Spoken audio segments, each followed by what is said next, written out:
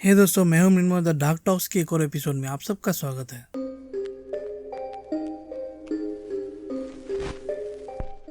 दोस्तों, हमारे इंडिया में क्राइम अगेंस्ट वुमेन बहुत होता है।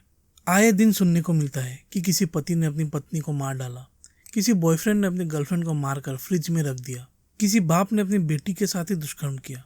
लेकिन कभी कभी इसका ठीक उल्टा भी होता है। औरतें या लड़कियां भी इस तरह का क्राइम करने से पीछे नहीं है, लेकिन हमारे मीडिया वाले या पेपर वाले इस तरह की चीजों को ज्यादा हवा नहीं देते हैं, तो हमें इस तरह के केसेस कभी कभी सुनने को मिलते हैं। लेकिन सच बात तो ये है कि ऐसा हर स्टेट में, हर शहर में या हर गांव में इस तरह के केसेस हो रहे हैं। और आज की हमारी कहानी कुछ इस तरह की ही है। ये कहानी हमारे इंडिया के बिहार से है। बिहार के बेगूसराय में एक कपल रहता था, महेश्वर और रानी। इन दोनों की शादी को 6 साल हो गए थे और इन दोनों के 2 बच्चे भी हैं। महेश्वर एक 25 साल का लड़का है और रानी भी कुछ उसी उम्र की है। महेश्वर एक बहुत ही मेहनती लड़का था। वो ज्यादा पढ़ा लिखा नहीं था और लेबर का काम करता था। अपने परिवार का पेट पालने के लिए, उनको सपोर्ट करने के लिए वो काफी मेहनत करता था।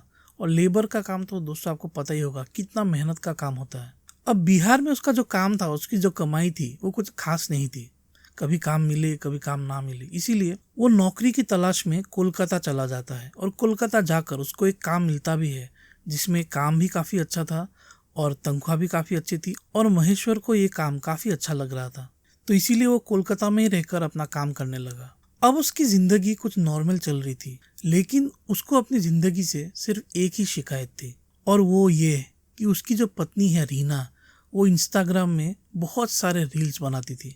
अब दोस्तों, वैसे तो रील बनाना या कंटेंट बनाना कोई गलत चीज़ नहीं है, बहुत ही अच्छी चीज़ है और इसमें मेहनत भी काफ़ी लगती है।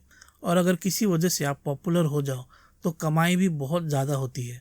लेकिन जैसे कहते हैं ना कि पैसा कमाने के कई सारे तरीके होते हैं, अच्छा तरीका और बुरा तरीका। उसी तरह से सोशल मीडिया के वर्ल्ड में भी ये दोनों चीज़ें चल रही है। कई लोग अच्छे तरीके से भी पैसा कमा रहे हैं, लेकिन आजकल देखा गया है कि ज़्यादातर लोग गलत तरीके से सोशल मीडिया में पैसा कमा रहे हैं। और गलत तरीके से मेरा मतलब है गलत कंटेंट बनाकर। और रीना जो कंटेंट बनाती थी इंस्टाग्राम में, जो रील बनाती थी, वो भी कुछ इसी तरह का था। आजकल वैसे भी ज़्यादातर लड़कियां किस तरह का कंटेंट इंस्टाग्राम में बनाकर डालती है वो आपको मालूम ही होगा। और इन सारे वीडियोज़ में किस तरह के गंदे गंदे कॉमेंट्स आते हैं वो भी आपको मालूम होगा। अब रीना इस तरह के रील्स बनाकर डालती थी। उसने करीब 500 से ज़्यादा रील बना दिए थे और उसके सारे 9,000 फॉलोअर्स थे। उसको भर भर कर आदमियों के कमेंट्स आते थे। कुछ तो ठीक ही थे और कुछ कमेंट्स इतने ज़्यादा गंदे और वल्गर थे कि जो मैं आपको यहाँ पर दिखा भी नहीं सकता। और सच बात तो ये है कि ज़्यादातर गंदे कमेंट्स ही आते थे। अब इस चीज़ के बारे में उसके पति महेश्वर को सब पता था। वो अपनी पत्नी के रील्स देखता और उन रीलों में आने वाले जो कमेंट्स है वो पढ़ता। और वो कमेंट्स पढ़कर एक पति को कैसा लगेगा आप खुद ही महसूस कीजिए। महेश्वर को काफ़ी गुस्सा आता था, लेकिन शुरुआत में वो इन सब चीज़ों को इग्नोर कर रहा था, क्योंकि वो भी सोच रहा था कि उसकी पत्नी कुछ करना चाहती है तो उसको करने देते हैं। अब रीना रोज़ 2-3 रील बनाने लगी। वो इतना ज़्यादा कंटेंट बना रही थी कि 500 से ज़्यादा रील हो गए थे। तो आप खुद ही सोचिए कि वो इस चीज़ में, इंस्टाग्राम के इस फील्ड में कितना ज़्यादा ऑब्सेस्ड हो गई थी। इस इंस्टाग्राम और रील के चक्कर में वो अपने फैमिली को भी भूल गई थी। वो ना अपने बच्चों का ध्यान रखती, ना अपने सास ससुर का, ना अपने पति का। अब यहाँ तक भी सब कुछ ठीक था, लेकिन रानी अब इंस्टाग्राम में कई अलग अलग लड़कों से या मर्दों से बात करने लगी थी। और वो घंटों अपने यारों से इंस्टाग्राम में चैट करती रहती और लोगों से फ़ोन पर बात करती रहती। अब कमेंट्स तक तो ठीक था, लेकिन जब अपने फैन से वो इस तरह से बात करती फ़ोन पर, वो भी महेश्वर के सामने, तो महेश्वर को काफ़ी ज़्यादा गुस्सा आया और इस बात से इन दोनों के बीच में एक भयंकर झगड़ा हो गया। वो रीना को बहुत समझाता कि तुमको इस तरह की चीज़ें करने की क्या ज़रूरत है, मैं तो कमा ही रहा हूँ, चल जाएगा हमारा परिवार इस तरह से, लेकिन इस तरह के गंदे काम करके हमको पैसा नहीं कमाना। लेकिन रीना कहाँ इसकी बात सुनने वाली थी। वो तो खुद को सोशल मीडिया स्टार मान ही चुकी थी, लेकिन जबकि उसके 10,000 फॉलोअर्स भी नहीं हुए थे। अब दोस्तों, आए दिन रीना और महेश्वर के बीच में इंस्टाग्राम की वजह से काफ़ी झगड़े होने लगे थे। और ये झगड़े इतने ज़्यादा हो रहे थे कि रीना के घर वालों और महेश्वर के घर वालों सभी को पता चल गया था कि इनके बीच में मतलब अच्छा नहीं चल रहा है, और इसकी वजह है इंस्टाग्राम रील्स। महेश्वर के घर वाले भी रीना को समझाते थे, लेकिन दोस्तों, रीना के घर वाले रीना को एक बात नहीं बोलते थे कि तुमको ऐसा नहीं करना चाहिए, बल्कि वो अपनी बेटी को सपोर्ट करते थे और उसको और ज़्यादा रील्स बनाने को बोलते थे। उनको ये तक प्रॉब्लम नहीं था कि रीना एक शादीशुदा औरत होकर, 2 बच्चों की माँ होकर कई अलग अलग लड़कों से बात करती है। अब इस तरह से चलते चलते रीना का एक आदमी से अफेयर हो जाता है। वो आदमी रीना जहाँ रहती थी उसी के आसपास का इलाके का था। उस आदमी का नाम था मोहम्मद सज्जाद। एक तरह से कहा जाए तो रीना और उसके बीच में रिलेशनशिप ही हो गया था। मोहम्मद सज्जाद जो था वो रीना को रील्स बनाने के लिए जो कुछ इक्विपमेंट्स वगैरह चाहिए, जैसे कैमरा, माइक या रिंग लाइट वगैरह, वो सब प्रोवाइड करता था। उसको मतलब रील बनाने में हेल्प करता था। जब इन दोनों के रिश्ते के बारे में महेश्वर को पता चला तो उसका गुस्सा सातवें आसमान पर था। उसको बहुत ज़्यादा गुस्सा आया। उसने रीना को फ़ोन किया, उसको कहा, समझाया कि सज्जाद को छोड़ दे और ये सब बंद करे, लेकिन रीना उसकी बात मान ही नहीं रही थी। महेश्वर के घर वालों ने भी रीना को बहुत समझाया कि इस तरह से किसी के साथ चक्कर चलाना मतलब अच्छी बात नहीं होती, लेकिन रीना किसी की भी नहीं सुन रही थी। और इस चीज़ में रीना के घर वाले रीना के सपोर्ट में थे। जब ये झगड़ा, ये कन्फ्यूजन इतना ज़्यादा बढ़ गया था, तब रीना ने सोचा कि किसी भी तरह से इस महेश्वर को रास्ते से हटाना पड़ेगा। मतलब उसने ये नहीं सोचा कि इसको डिवोर्स दे दूँ या कुछ और, बल्कि उसके दिमाग में यह आया कि वो अपने पति, 6 साल के पति को मार डालना चाहती है। अब उसने एक खतरनाक प्लान बनाया और उस प्लान में उसने जो उसका बॉयफ्रेंड था मोहम्मद सज्जाद, उसको और अपनी 2 छोटी बहनों को अपने साथ मिला लिया। 7 जनवरी 2024 को रीना महेश्वर का घर छोड़कर अपने मायके चली जाती है। लेकिन शाम होते होते वो महेश्वर को फ़ोन करती है कि तुम मुझे आकर यहाँ से ले जाओ। महेश्वर उस समय कोलकाता में नहीं बल्कि बिहार में था। छुट्टियों में वो घर आया था। महेश्वर ने भी सोचा कि ठीक है, वो अगर घर आना चाहती है तो उसको ले ही आता हूँ, क्योंकि महेश्वर दोस्तों ऐसा आदमी था कि वो मतलब ये सब झगड़ा उसको पसंद नहीं था। वो इस पूरे मसले का हल ही ढूंढना चाहता था और इसी वजह से उसने सोचा कि रीना को मायके से लेके आता हूँ। लेकिन ये उसकी सबसे बड़ी गलती साबित होने वाली थी। उसको ज़रा भी शक नहीं था कि रानी के मन में क्या इविल प्लान चल रहा है। वो बिना कुछ सोचे तैयार होकर अपने ससुराल चला जाता है। उस समय रात के करीब 8:30 या 9 बज रहे होते हैं। अब वहाँ जाकर, यानी कि महेश्वर के ससुराल जाकर, रीना और महेश्वर के बीच में फिर से झगड़ा शुरू हो जाता है, इसी रील्स बनाने की वजह से और जो उसका एक्स्ट्रा मैरिटल अफेयर चल रहा था उसकी वजह से। अब उनका झगड़ा चल ही रहा था कि इसी बीच जो रीना का बॉयफ्रेंड था मोहम्मद सज्जाद और रीना की 2 बहनें उस कमरे में आ जाती हैं जहाँ ये लोग झगड़ा कर रहे थे।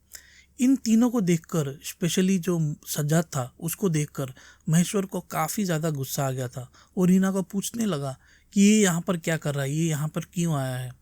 लेकिन इससे पहले कि महेश्वर कुछ और सोच पाता या बोल पाता, इन सभी के सभी लोगों ने महेश्वर के ऊपर हमला कर दिया, उसको बुरी तरह से मारा।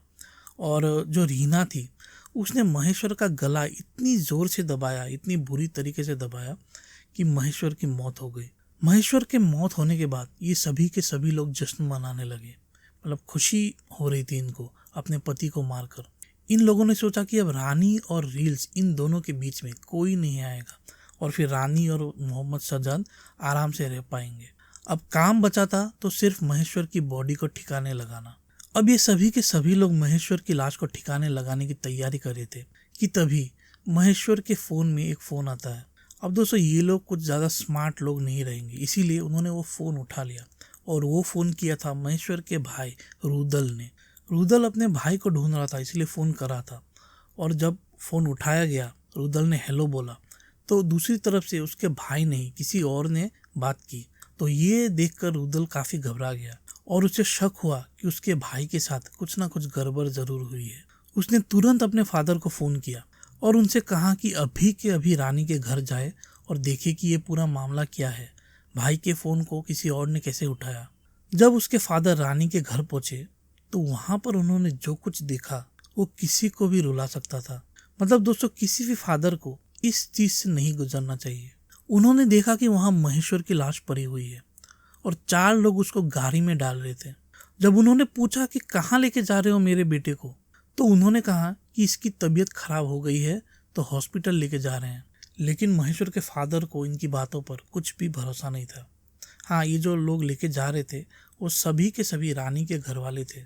ये पूरा का पूरा चीज़ देखकर महेश्वर के फादर बहुत ही घबरा गए और उन्होंने सबसे बढ़िया काम किया, सीधा पुलिस को फ़ोन कर दिया और पुलिस तुरंत वहाँ आ भी गई। जब तक दोस्तों पुलिस आई तब जो मोहम्मद सज्जाद था वो वहाँ से भाग गया था, लेकिन रानी और रानी के घर वाले वहीं पर थे।